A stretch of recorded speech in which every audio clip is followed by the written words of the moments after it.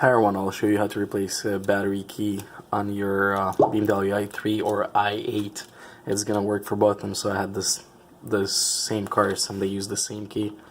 So all you have to do is just pull this click right here and then pull the key out, the actual key.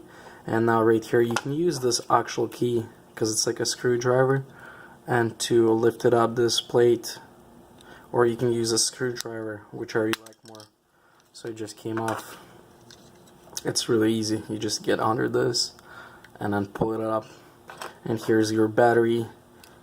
All you do just pull it out, slide it out, and then get a new battery and stick it back in.